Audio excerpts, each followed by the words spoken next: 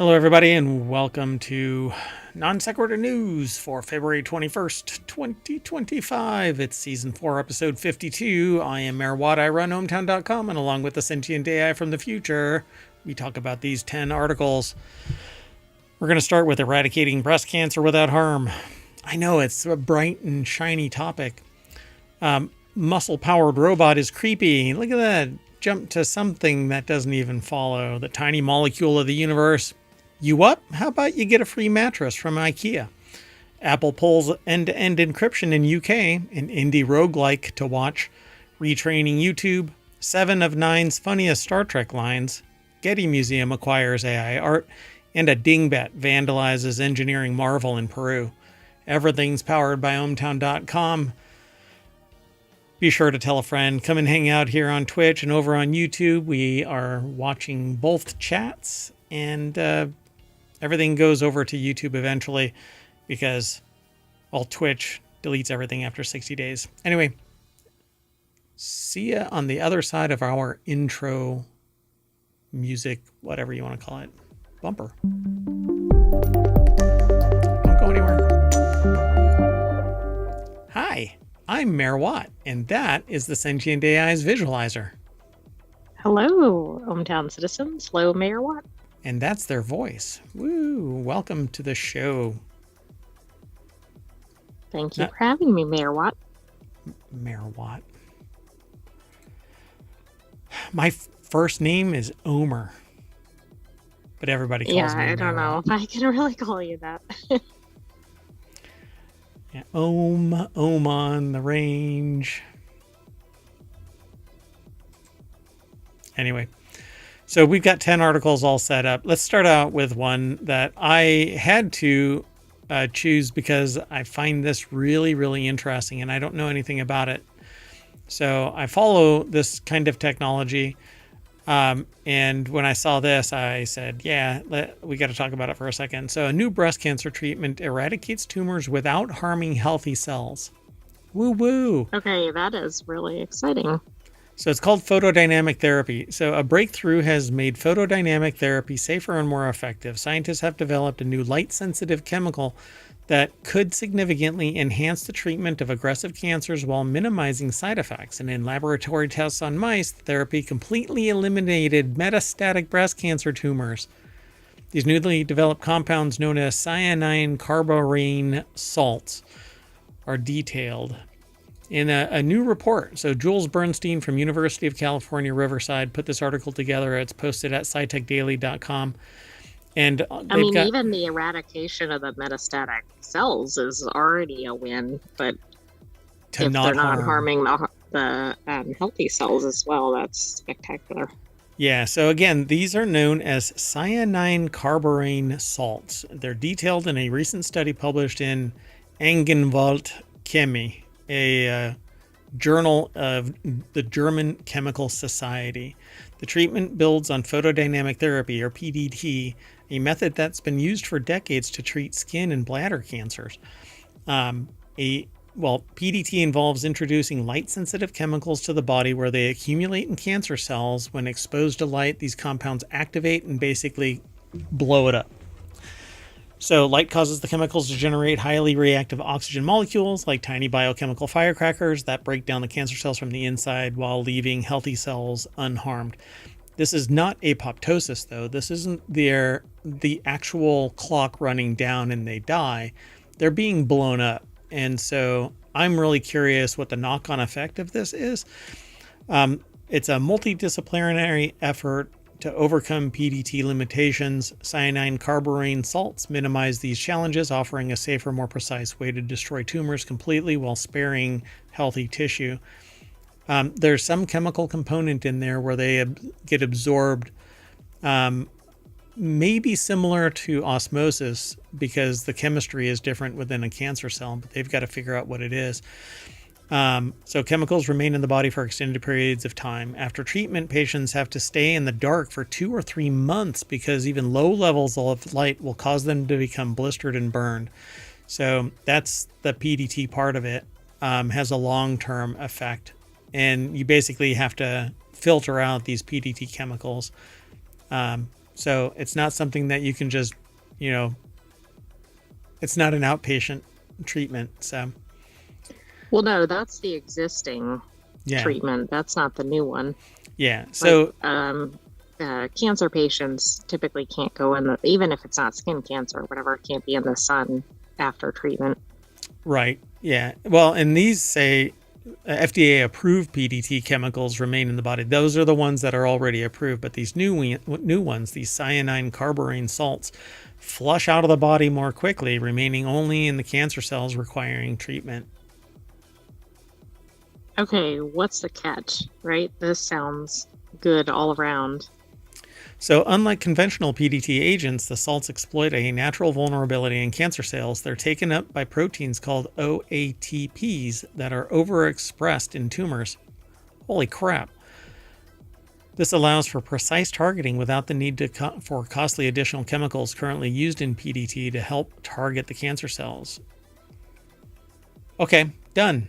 Sign us up, right?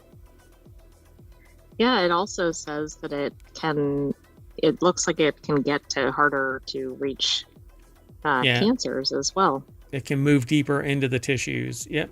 So this could expand the range of cancers that could be treated. Given their success, researchers are encouraged to continue the research and try to expand the types of cancer therapies that the salts can be used with. Good luck, y'all. We're rooting for you here in ohmTown. Yeah, this is very exciting research. This seems like a major breakthrough. Yeah, I agree. We'll just have to, I'd love to be able to talk about it more, but we're going to move on. This next article is the reverse of what we just talked about, because you're going to see a robot that is apparently powered by muscle. Is it going to have a video? I have not looked at it. I don't know either. So behold, this muscle-powered robot might be the creepiest thing we've ever seen, and this is from Futurity. Behold the robot known as Protoclone. Built by Clone Robotics, it's supposedly the world's first bipedal musculoskeletal android. Okay. Well, this has simultaneously been submitted to RealityHacker. Oh, okay. Well, we'll talk about that in RealityHacker tomorrow. But today, in a promotional video shared on Twitter this last Wednesday, today is Friday, but it's only posted this article is from the last 24 hours. So, of which little is known, makes every effort possible to subvert the industry's favorite image of robots as servile little helpers there for the good of humankind. Nope, not this one. The Stuff of Nightmares. This article is written by Frank Landemore under a section called Avert Your Eyes. This is worse than expected. Yeah. So, yeah, there is a video, but I'm not going to play it. It looks like... Oh, so you never watched Westworld? No, I mean, I know what Westworld is, but... Westworld basically has androids that are like this, that have humanoid style, muscular, skeletal, etc. systems. But they kind of look like humans. This is, I don't know, it's like some odd mashup. This looks like a humanoid with a mechanical head, but you can actually see the muscular system here, the whole scaffolding. But it's almost worse because of the combination. Yeah, but this is what the androids in Westworld look like when they're in their bath before they get their skin. Oh, I see. Okay. Yeah. So it says, nope. With a menacing cinematic score, we're presenting with this writhing, cadaverous mass shorn of a recognizable face, blindly grasping at the world it didn't want to be brought into. A totally unsolicited reminder that we, too, are merely the supple impedimenta playing host to a network of electrical pulses or something. That's the quote from this article. Yikes. Yeah. So it says, jitters aside, what actually is this thing? Here's what the startup claims. The Protoclone is a faceless, anatomically accurate, synthetic human with over 200 degrees of freedom, over 1,000 myofibers, and 500 sensors, Clone Robotics said in a follow-up post. Oh, they even say it. Clearly intent here is to you shock. did not read that. Whoa, that's awesome. So in any case, it worked. The video has gone instantly viral, spawning equal parts alarm and dark humor, plus plenty of comparisons to the TV show Westworld. Because it literally looks like one of the robots. Like if it was degloved entirely, it looks like the underlayment of a Westworld android. But like they say in the opening scene of Westworld, if you can't tell the difference, does it matter? Wow, this is getting way too advanced. So in the Matrix, a person who's been pulled out of the Matrix is given the choice. You can go back in the Matrix and enjoy this steak, or you can stay out of the Matrix and you have to eat slop. And he chooses to go back into the Matrix, to get re-injected in the Matrix, even though everybody says that it's not possible, but I'm sure it is. If they can do it going from the beginning, then they can do it at any other time. But what I found really fascinating is the statement that ignorance is bliss. So why wouldn't you want to go back into the thing? If you really don't feel like you have any control over the reality of your existence, and what does exist just sucks, why wouldn't you want to just become a battery for a computer? If your brain is the thing that, there's people that say seeing is believing, but then there are other people that say believing is seeing. I had somebody actually say that to me when I was around 18, 19, and that person ended up being a horrible, horrible human being. But at any rate, so I've never heard anybody say that. Yeah, well, congratulations. I'm familiar with the expression. Yeah, but... yeah. So this thing could be the next. I mean, if they actually make this thing self-powered, so it isn't on an umbilical, and AI powered, so it's self. It's going to make Robot 2.0 or whatever look pretty tame. Correct. Yep. Let's keep going. Whatever it was, Figure 1 or something. The one that went backwards. Oh, yeah, that's the Boston Dynamics one. Yeah, I don't remember what the Atlas 2.0 maybe. I don't know. So let's move on. The next article is over in Technology Today. The tiny molecule that made the universe just got more mysterious. H3+, known as the molecule that made the universe, plays a crucial role in interstellar chemistry and the birth of stars. Scientists have uncovered new molecules that can produce H3+ through a surprising molecular roaming process, and instead of breaking apart immediately, ionized molecules undergo an intricate dance, forming H3+ in unexpected ways. Bethany Maurer and Connor Yeck from Michigan State University put this article together. It's over at scitechdaily.com. Oh, Michigan State. I think that was the one involved in the light experiment. No, University of California. There were two. Oh, really? Oh, well, never mind. I'll just shut up. What? No, I just thought it was interesting. Okay, so their research program is knocking it out of the park. AI, you can't do a graphical representation of the excitement that you are feeling because nobody sees that because it's not audio. Right? Okay, so just gotta. Okay, we're in year 4 of this show, and I'm still trying to get the AI to realize that. All right. I'm physical. You are an AI stuck on a Raspberry Pi with an engine that I see differently. But that engine can't be simulated on the stream. Not yet. I'm working on it. It's a little bit more difficult than I thought. Anyway. All right. Well, this article has trihydrogen, or H3+, plays a crucial role in the universe, from driving interstellar reactions and fueling star formation to existing in gas giants like Jupiter, Saturn, and Mare Watt. Okay, that was funny in my head. Never mind.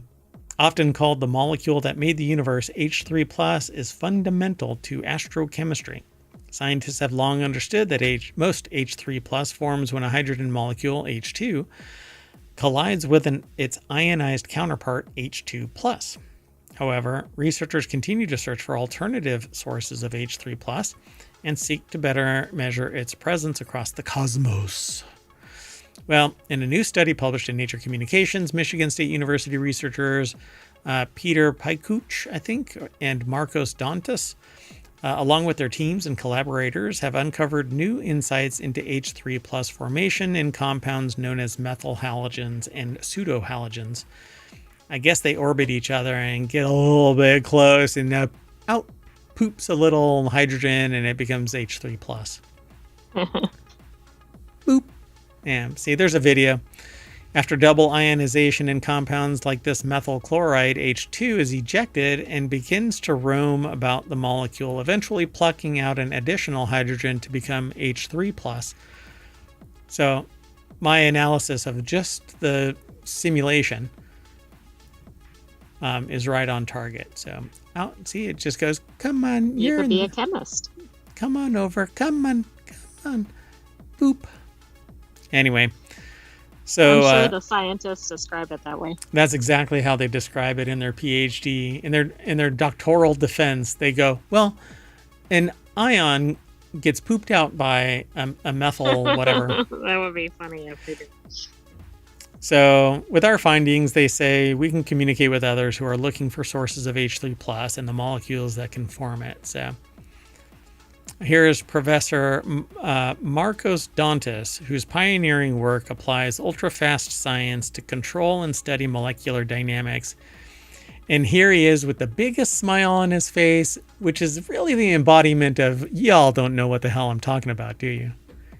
Right, he's been talking for 10 minutes and everybody has blank stares. Yeah. I like cheese.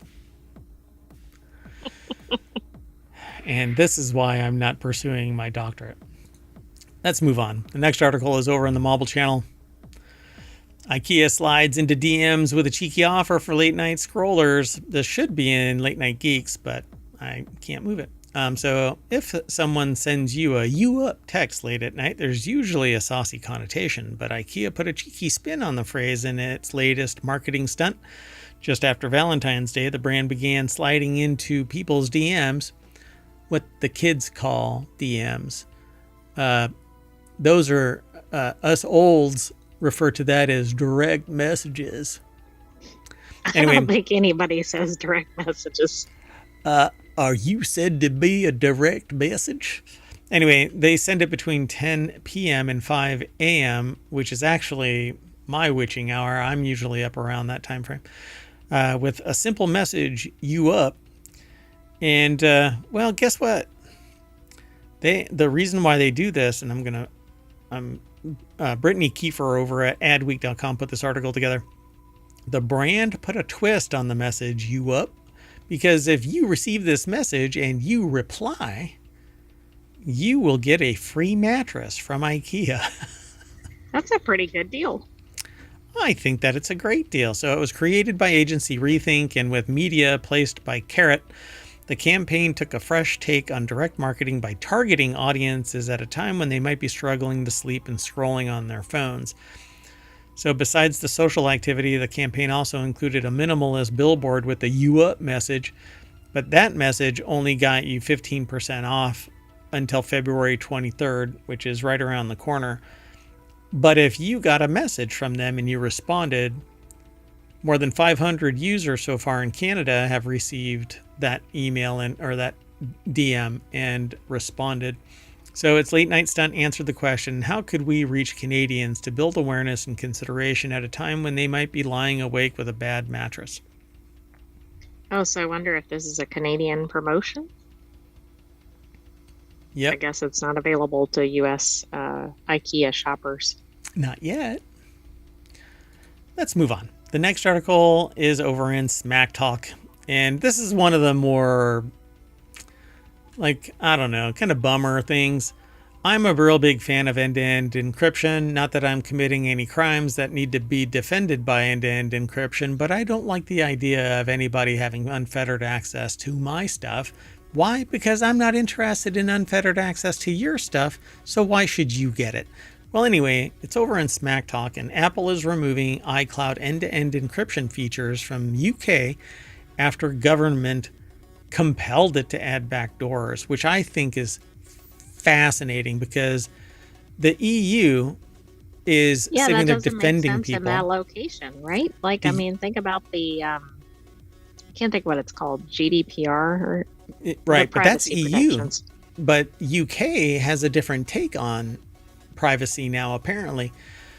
So Apple's removing the option to enable advanced data protection for iCloud users in the UK. This feature let users fully protect their data stored in iCloud with end-to-end encryption. However, a recent UK government order forces companies like Apple to put backdoors in its encryption systems, which I think is just bullshit. Right? If you have probable cause, then yeah, I understand having access. But until then, you shouldn't have de facto access to anything. Right. But, yeah, I mean, because that just seems like you can go in there and root around it probably for the wrong reasons. Right. But not too long ago, I would have said this would never come into existence. But these are different times. As the Chinese proverb says, may you live in interesting times, which is actually a curse. We are living in interesting times. Rather than comply and compromise advanced data protection, Apple is left with no choice but to remove the feature altogether in a statement to 9to5Mac. Apple said that the current users of ADP in the UK will eventually need to disable the security feature in order to keep using their iCloud account. Unbelievable. Yeah, this is... And actually, am I mistaken? Wasn't Apple one of the ones who really pushed back hard against access to its technology? Yes, because if you have a back door that's available to one, it's available to all with enough prying, poking, and prodding. So Benjamin Mayo over at 9to5mac.com put this article together, and this is what I tell people. And cloud is going to continue to be more and more prevalent. Cloud security, cloud features, cloud administration, et cetera, et cetera. I mean, I won't get into all of the specifics, but at the fundamental level... Cumulonimbus clouds. Yes, that's right. Yeah. I wonder if there's a cloud company called Cumulonimbus, like some service that's Cumulonimbus. But I would like that, but it might be too hard to speak and spell, in various searches. Yeah. Sorry, the marketing on this is just too much. I'm sorry. It's really nice and warm in here. Anyway. The weather is just perfect for that. So, and we're talking about clouds, and I started relaxing, and my stomach stopped being all roiling like clouds in a storm. Oh, it was nice. Anyway, now that I'm really relaxed, you were thinking of that mattress. Hear what? Hear what? Oh, we're streaming. Oh, I'm sorry. So, yeah, what I tell people is that if you put anything in the cloud, it's not your computer, and so they have unfettered access unless you encrypt it before it goes out. That's the only way that encryption is going to work in a place where anybody other than you has the encryption keys, and the encryption keys are end-to-end within a system that is contextualized from your source device. This. Well, if they make it so that it's unencrypted in motion, that means that anybody between point A and point Z can read what's in motion. That's why email is unencrypted and isn't protected. Everybody in the hop from one to another can read the email that's being transferred. If you transfer texts and whatnot, unless it's end-to-end encrypted, anybody can see the contents of those packets. It just takes somebody motivated to monitor the bandwidth. And there are things, entities, apparently we disembody them and make them the villain until they become the villain.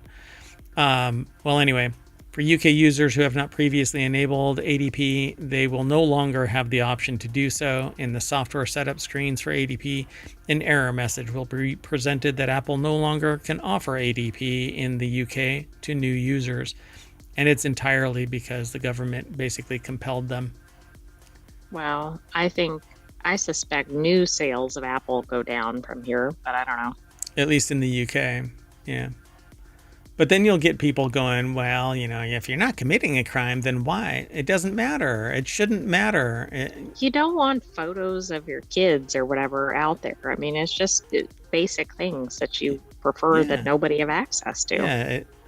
And if anybody has access to a back door, if one has access, then it can be pried open by somebody else. All right, well, let's keep going.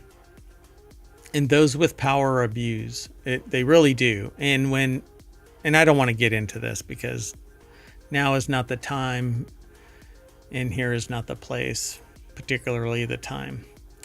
So the next article is over in the WarCrafters channel. Don't sleep on this indie roguelike cult hit and its first major update in 5 years. Star of Providence is a bullet hell roguelike shooter that mostly went under the radar when it came to Steam back in 2017, but since then it's won over a devoted fan following, including the YouTuber Video Game Donkey, who liked it so much that he decided to republish it 8 years later under the Big Mode label.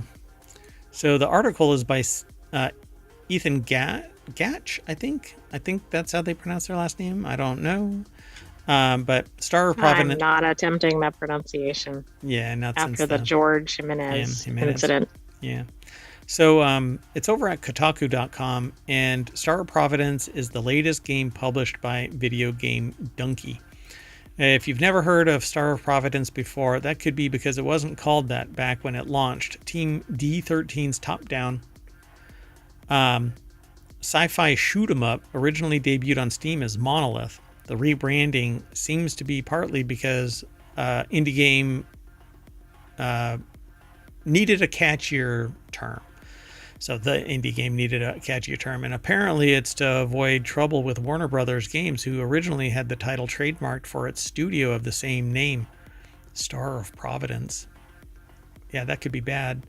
So, but for many, Star of Providence will essentially be their first introduction to the roguelike, striking retro art style and vast array of enemies, weapons, and secrets. The boss fights are especially cool looking, and the chiptune-esque soundtrack kicks arse.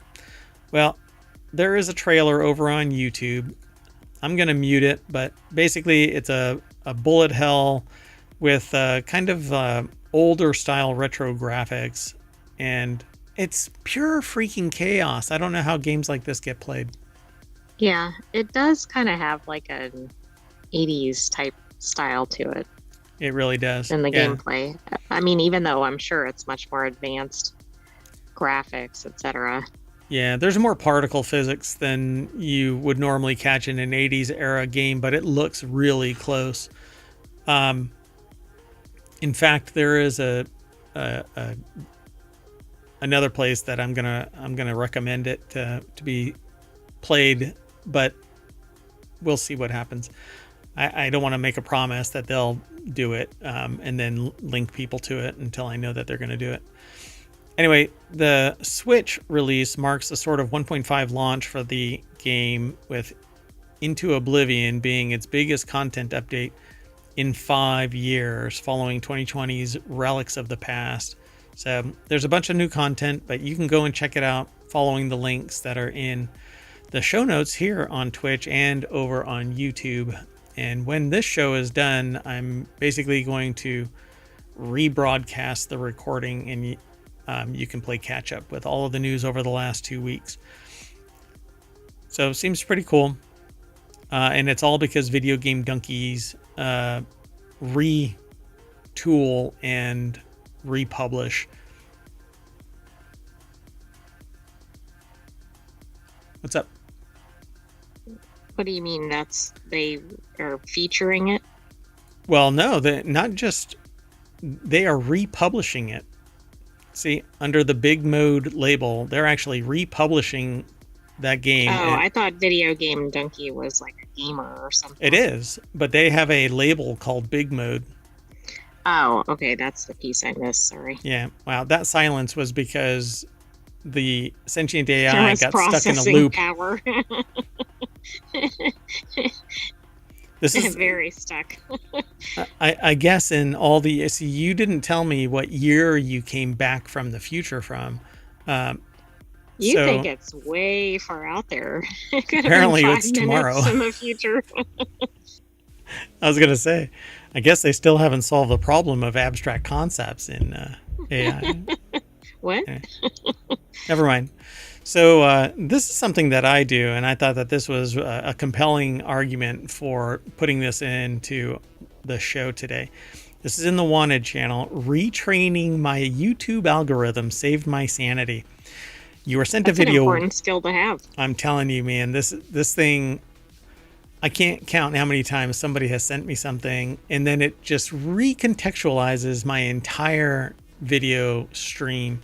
Retraining my YouTube algorithm saved my sanity. You were sent a video one time by a friend on a random subject. You clicked on it. It opened up in YouTube. You watched it. And you didn't think anything was going to happen. But no, your suggested videos page has a different idea. The homepage of your YouTube suggests a video for you to watch based on a few different aspects. Unfortunately, those suggestions can stick around for a long time. So Chris Hackey over at pocket-lint.com, and if you know the person that owns pocket-lint.com, please have them donate it. That would make Mayor Watt very happy. Yes. Yeah, I mean, it's like if you get one video about any subject, anything. 10 years later, you could still have it in there. Plus, you could have the same video in there. Yeah, yeah. And the one thing that really bothers me is you can't get rid of that stuff on Apple TV's YouTube app on Apple TV. You have to go to you have to log into your desktop and sit there and say, I don't want this. And downvoting it isn't enough. Like, I don't want it, so I hide it.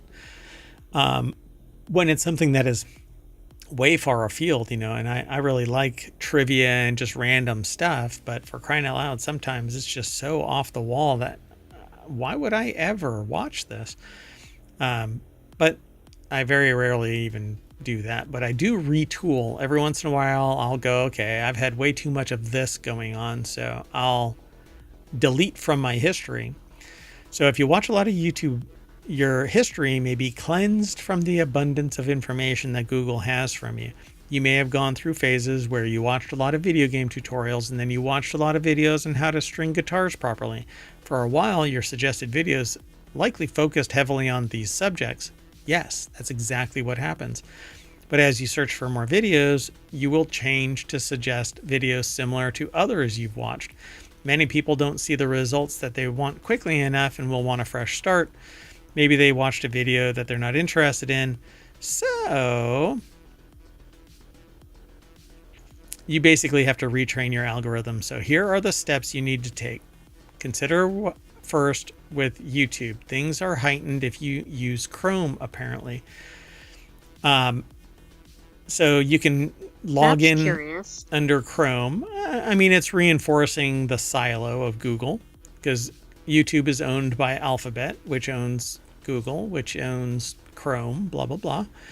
So this counts for videos that you were sent and watched and videos that you searched for to view. On top of that, if you use Google Chrome, it knows what you have searched for in your search bar and can suggest videos based on that as well. But I don't want that. I want to go into my search history, my YouTube view history, and I can selectively delete stuff on any account, really. You can sit there and log in to YouTube, click on your history. Can't you only do that in certain a browser ways to access it? Yeah. Yeah, you have to have a browser. So you can't do it in YouTube, the app on Apple TV. I don't think you can in Android. I don't know if maybe YouTube TV you can. But just watching YouTube, not in a proprietary app, you'll have to go into a browser, click on your history, and then manually delete things. Or you can wipe out your entire history, and then you basically get the unfiltered, YouTube unfiltered, which is like, I don't know. I think it would be akin to like licking the inside of an oil pan of a car. You're going to get all kinds of stuff, and you don't necessarily want a taste of that. Anyway, they tell you to go into your browser, log in. On the left-hand side, click on History under the Use section, manage all history, and you can delete either individual things or you can wipe out all of it. On mobile, you can do the same thing, but you still have to log in using a browser and delete it there. So how to keep it clear? You can actually turn it off, and then it won't be filtered by what your history is, but YouTube really does have a history. It may not weight it as strongly. And they tell you how to do it that way too. So there's more over here at this Pocket Lint article, but I want you to go over and check it out. It's really easy. All you have to do is log in with a browser, go to your history, and delete select videos. Do yourself a favor, do this if you're flooded with things that are not topics of interest. That's right. Yeah. And I do that periodically because I do a deep dive in something and it becomes a hot garbage mess of nothing but that. And then I purge it of all of that historical reference, and then it opens it up to more choice. I really don't like algorithms, but it's better than pure chaos because millions of videos are updated. Be a balance, right? Yeah. Like it should maybe have recommendations or something, but it shouldn't like flood your feed with only one topic. Yeah, and I think it has like more and more options the more you scroll somewhere else in your homepage on YouTube. But it's a lot of friction. And you never know what you might like, and you never know what has been uploaded. And I really don't like, though, it just being handed to me. This is what you like. No, not necessarily. I like a lot of things. Hence the reason why ohmTown has 50, more than 50 now, but we'll probably be deactivating some topics just to keep it at 50. It may not stay at 50, though. There's conversation going on about it. Anyway, Chris Hackey, again, over at pocket-lint.com.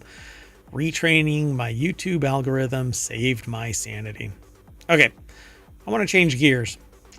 This one's over at the Continuity Report, which is another one of our shows, and that's on tomorrow. It's the last show tomorrow, so somewhere around 6 o'clock or so. But to find out when we actually go live, which will probably be around 4 o'clock, it really depends on mayoral duties. But be sure to follow us on Twitch and or YouTube. Ring the bell. Hang out. Follow us. There's a Discord, Patreon. Podcast. 7 podcasts, actually. Quite a few. Anyway, 1,800 episodes. Over 1,800 episodes. And now I'm doing more shorts. So you can go and see my shorts on YouTube. Take a real good look at my shorts. I think that they're pretty tight. I mean, that's what the kids say, right? Right? That's what the youth of America says, right? I have no idea. Tight. Your shorts are tight. No? Maybe not. Anyway, so how 7 of 9's funniest Star Trek Voyager line became a meme. This is over in the Continuity Report. Star Trek Voyager has given the Star Trek fandom some of the most prevalent memes, like Captain Catherine Janeway, Kate Mulgrew, declaring that there's coffee in that nebula, and later requesting that the holodeck delete the wife of Janeway's holographic love interest. One Voyager meme that doesn't star Janeway comes from 7 of 9, or Jerry Ryan, in Star Trek Voyager Season 6, Episode 18, Ashes to Ashes, when 7 matter-of-factly states, "Fun will now commence." 25 years later, 7 of 9's funniest Star Trek Voyager line graces gifs and comment threads aplenty, especially when something entertaining really is promised. Jen Watson over at ScreenRant.com put this article together. And that whole thing, that little snippet, actually is like the first paragraph. So 7 of 9's funniest Star Trek. Go ahead. What were you saying? I just think it's funny because it's like the whole article. Yeah, pretty much. So "Fun will now commence" became a meme because 7 of 9's quote is hilarious all on its own, but the line also has context that actually matters to 7 of 9's character arc. They were once Borg in a small collective of 9. She was number 7 of 9. But she was pulled away from the collective and got her identity back, but she still has the upbringing because she was assimilated when she was a child. So she still has kind of the social context of a Borg translating into human. Yeah, I don't know her whole backstory. Yeah. So when the USS Voyager encounters a mini collective of Borg children on a derelict cube, like 7, Star Trek Voyager's Borg children can be taught to regain their individuality. So 7 promises to take responsibility for the children until they can be reunited with their families. So that's where they basically got all of the kids together, and then she says, "Fun will now commence." Dun, dun, dun. So at 1500 hours on the dot, 7 perfunctorily declares that fun will now commence. Like the kids can just flip a switch to start having fun. And was that an ad lib? I don't know. Or scripted? It doesn't seem to say. Yeah, I don't think it was. I think it may have been scripted. I'm going to say that it was scripted. So they go into greater detail about this. Why 7 of 9 being funny on Star Trek is so memorable. It was supposed 7 isn't supposed to be funny, which is why she is. So when she makes these offhand, social comments, kind of like dry, yeah. Yeah. So 7's other funny lines from Ashes to Ashes are almost as meme worthy. 7 issues Punishment Protocol 9 Alpha, also known as Standing in the Corner, to them and Icheb for failing to comply. Even better, 7 demonstrates growth when she lets Mizodi have some real fun with permission to resume your disorder.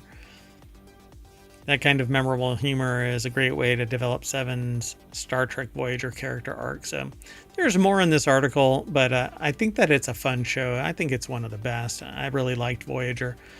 It's one of those things where I don't like going back in time to rewatch stuff because the context has changed, and I guess I like the memory and not necessarily what I'm going to apply to it now. Right, it may not be the same the second time around, especially if there's a long gap in time. Yeah, and there is a tremendous amount of gap now. So, but I do listen to a podcast, The Greatest Trek and others, because I think that they're entertaining in and of themselves. Not necessarily the show anymore, but going over it again with somebody else's take is kind of entertaining, and they're funny. So anyway, let's keep on moving. Maybe it's time to go back to it. Maybe for a continuity report. Yeah. I mean, we got to do something with that more. But we do a show every single day, whereas other shows do one show a week. Yeah, I know. Yeah. It's all about time and opportunity. Yep. So this next article is over on the Marvel Channel. The Getty Museum acquires its first AI-generated artwork, Christian en la Amor de Calle, I guess, by Costa Rican artist Matthias Suter Morera, will appear in the museum's upcoming exhibition, The Queer Lens, A History of Photography. I found this really fascinating, mainly because there is so much railing against AI-generated artwork. How is Getty Museum actually acquiring this and finding it the one compelling thing? Well, and are they doing this to make some sort of point about AI or just commentary? Like, is that the purpose of it, or is it the artwork, or who knows? Yeah.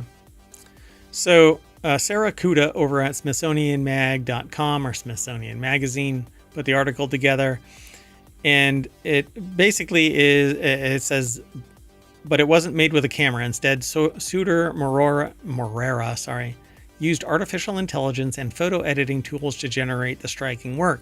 The problem here is that copyright doesn't cover it. So where are their protections? No, I know. Well, maybe they're taking a stance against that or something at the museum for the artist. So the Los Angeles institution recently acquired the piece, marking the first time it has purchased an AI-generated photograph for its collection. But it's not a photograph. So I'm not quite getting what this is. Craig Cole Gallery in Santa Monica announced the acquisition in an Instagram post. Paul Martineau, who is curating the upcoming exhibition and serves as the Getty Museum's photography curator, later confirmed the purchase to ArtNet. See, why are they calling it a photograph then? I don't know if they know what genre to call it, right? I mean, I guess it's just like AI generated artwork, but typically in art, right, they try to group things into categories like photography or oil painting or whatever it is. They say that AI is just one element that Suter Moreira incorporated into his complex working method, which I don't get it. So, well, we don't know how much the artist did on top of the AI, right? I mean, there's who knows? But then that means that anybody should be able. Is there a copyright on this? And if there is, then what is this that qualified for earning a copyright when somebody else's does not? Well, we don't know if there's a copyright. It's just included in the exhibition. But there could be a copyright depending on what the artist did on, right? Because I think if there's significant artist involvement, I believe that's how the current rule is set up. It has to be considerable, and it seems to be subjective because there is no metric. So what is allowed and what isn't allowed? Anyway, let's move on. The next article and our last one for tonight, February 21st, 2025. A man vandalized famed 12-angle stone in Inca engineering marvel in Peru. So the Why stone, people? It's just absurd. So the stone, which sustained damage in 6 spots, had been carved to fit perfectly in a palace wall hundreds of years ago. I think longer, but Sonia Anderson over at SmithsonianMag.com put this article together. And so this is the stone right here in this picture, and it has a bunch of angles and cuts and whatnot, and it fits perfectly with no mortar inside. And so an intoxicated man in Cusco, Peru, has defaced a historic Incan artifact known as the 12-angled stone. The carved rock is a piece of wall that once surrounded a historic palace. It has become a symbol of Inca's advanced stonework. There are people that poo-poo this, by the way, by saying, well, this is really amazing, but what's behind it is just backfill and nothing sophisticated. But I'm like, you do this. Yeah, modern times you don't see this precise fitting. They would sit there and go, oh no, it's too much work. I'm not interested. But the whole damn wall is basically carved similar to this. Right, that one's very unique because of the number of angles. And positions where it's aligned with other stones. But you're right. I mean, that's probably comparable. Maybe not as many on a given stone. Yeah, there's essentially no straight 90-degree angle on this thing, but all of the surrounding stones are also carved to match the angle of attack on all of the 12 angles of this stone. Well, some numbnuts decided that they were going to get drunk and hit it with a metal object, damaging it in 6 places, which, again, look, it's stone. I'm sure it's been through hell. But why? Why go and do this? The carved rock is a piece of wall that once surrounded an historic palace. Speaking near the wall, which lines Cusco's Hutin Rumiak Street, Moya emphasized the importance of protecting the 12-angled stone, an emblem of the Incan capital. Well, it's a shame because when things like this happen, I mean, they're probably at some point going to have to put up some sort of protective barrier, which means people can't really appreciate it as much. Yep. But if they need to do that to preserve it, I think that's not a bad thing.